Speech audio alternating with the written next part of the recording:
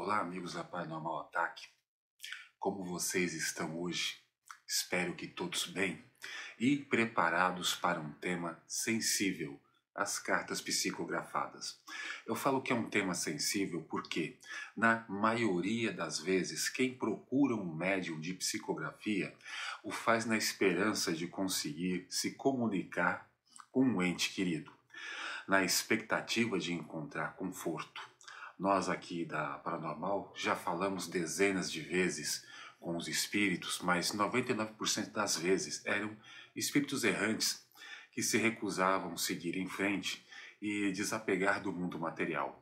Apenas 1% tinha uma mensagem para passar para alguém ou uma palavra de conforto para os que estão aqui na Terra, sofrendo pela saudade, né? Por isso as cartas psicografadas, elas são tão importantes e por causa dessa importância que hoje nós vamos falar sobre elas.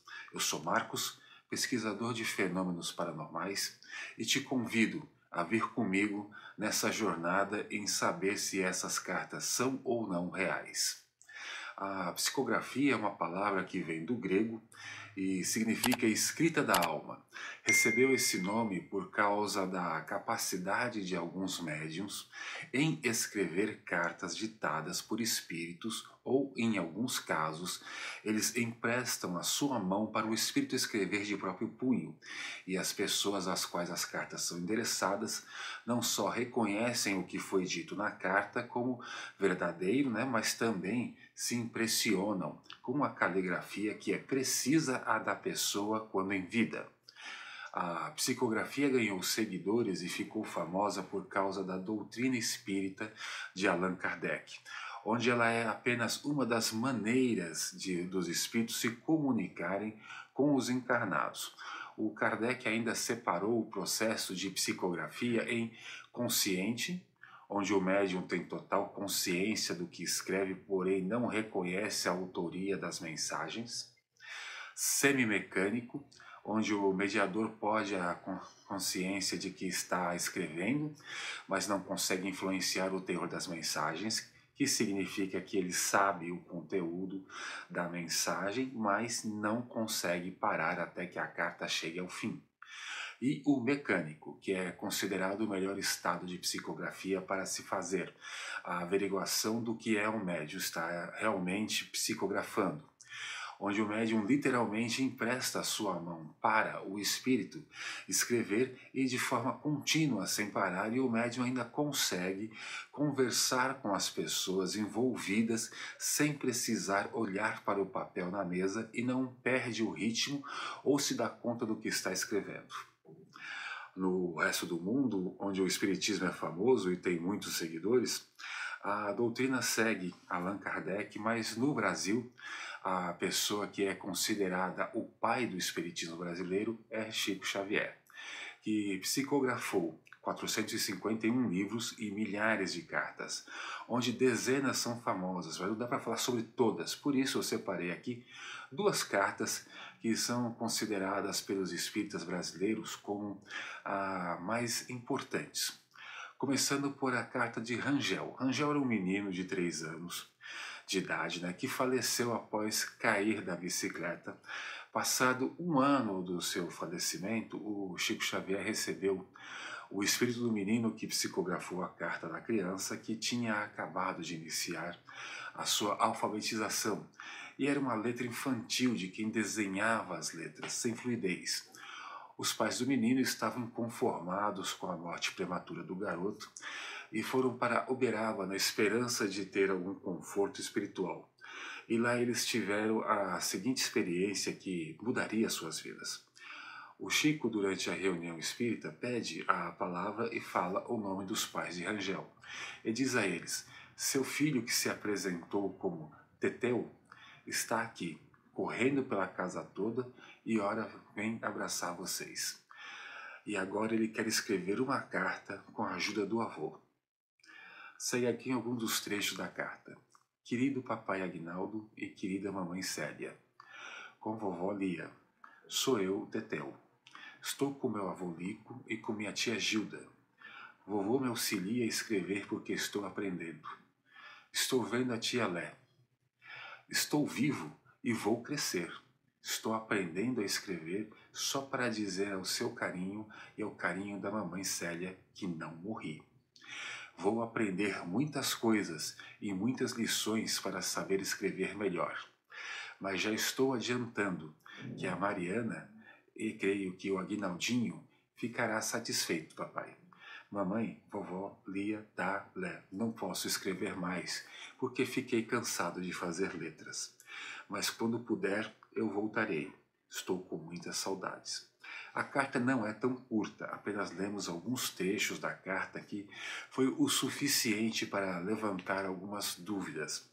Ela é bem escrita e muito coerente para uma criança de 3 anos. Isso, pelo menos para mim, deixaria uma grande dúvida sobre a veracidade dessa carta. Porém, muitas informações foram passadas na carta que são informações do grupo mais íntimo da família, o que seria impossível do Chico Xavier ter o conhecimento prévio. Essas informações são: o apelido do menino Tetel é praticamente impossível de ligar com o nome do garoto, Rangel. Volico era o apelido do avô materno, Manuel Diniz, falecido em 79, e a tia Gilda era a irmã mais velha do pai de Rangel, que faleceu quando o pai do menino tinha 4 anos. O próprio Aguinaldo mal lembra da irmã Rangel, então seria impossível ter essa informação. Tia Lé era uma amiga da família que acompanhou os pais do Rangel e foi lembrada na carta. E o detalhe mais impressionante: a mãe de Rangel, durante a reunião, se perguntava se o filho se desenvolveria do outro lado ou seria uma eterna criança. Ela apenas pensou sobre isso e não comentou com ninguém. Mas Rangel respondeu na carta. A próxima carta que eu vou ler, ela comenta aqui do filho que manteve contato. William tinha apenas 17 anos quando entrou para o exército, e quem serviu sabe o que o coturno é uma fábrica de calos. Porém, William desenvolveu um calo grande no pé. Como no exército ele era apenas um soldado, ninguém se preocupou em dar um tratamento minimamente adequado, e o calo inflamou até virar uma gangrena, que também foi mal cuidada, e ele veio a óbito em 1941. Mas um mês após a sua morte, ele escreveu uma carta à sua mãe, por assim manteve contato por cartas psicografadas até o ano de 1981, quando ela foi encontrar ele do outro lado. Segue aqui alguns trechos das cartas. Querida mamãe, peço o seu bom coração me abençoe por minha vez, rogo a Deus que nos ajude a vencer suas lutas de sempre. Sua alma sempre sensível, atravessando o perigoso mar das provas, e prossiga ao lado somando quando lhe faltam forças no leme para a condução do barco. Sei como lhe dói a tempestade dos últimos dias. Para o espírito materno, as nuvens do horizonte dos filhos são sempre mais pesadas e mais tristes.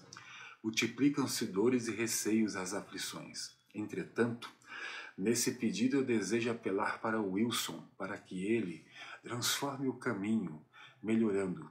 Diga-lhe em nome da minha dedicação fraternal que a vida humana é um eterno aprendizado, o divino do qual nós nos desviaremos sem graves consequências. Ele, Wilson, agora é casado, e o esposo e pai. O divino Senhor, que eu percebo melhor presentemente, conferiu-lhe deveres verdadeiramente sagrados. Lourdes, a mulher do Wilson, e o filhinho constituem agora um sublime propósito, ao qual está preso por lados sacrossantos. Não é justo que se perca. O detalhe dessa carta é que o seu irmão começou a beber muito depois da morte dele por causa da gangrena. Muitas outras informações apareceram nas cartas, que seriam impossíveis também de Chico Xavier saber, que comprovam a veracidade das cartas. Não somente Chico Xavier, mas centenas de outros médiuns espalhados pelo Brasil psicografam milhares de cartas, todas elas com informações que só a família sabia, ou nem a família tinha ideia do que se tratava. E pesquisando se descobriu que falava de fatos que aconteceram muito antes daquelas pessoas nascerem e de parentes que também viveram em outras épocas, dando verdadeiras demonstrações de que as cartas não eram inventadas e sim legítimas. Mas o que a ciência, diz sobre a psicografia, perdão. A ciência tem investigado por um longo tempo a psicografia e chegou a algumas considerações. Uma delas é a pesquisa feita pela Universidade de Thomas Jefferson, nos Estados Unidos, em conjunto com a Universidade de São Paulo, que examinou o cérebro de médiuns brasileiros enquanto eles psicografavam e descobriram que as partes relacionadas ao raciocínio, planejamento, geração de linguagem, movimento e solução de problemas sofriam uma redução do fluxo sanguíneo significativo durante as psicografias. Mas apesar da redução do fluxo sanguíneo cerebral, as cartas escritas eram extremamente complexas, o que seria inviável com a redução do sangue nessas áreas vitais do cérebro para desenvolver o raciocínio lógico. Resultado, a ciência não consegue explicar a psicografia, mas também não aceita como evidência de vida após a morte. Na verdade, as pesquisas dividiram a sociedade científica e não se chegou a um consenso, o que fará com que no futuro se volte a pesquisar o fenômeno da psicografia quando houver desenvolvimento maior da neurociência. E vocês, no que acreditam? Deixe aqui nos seus comentários. A ciência está certa? Ou a paranormalidade vai além do que a ciência pode explicar? Se inscreve no canal, deixa seu comentário, deixa seu like. Muito obrigado, até a próxima.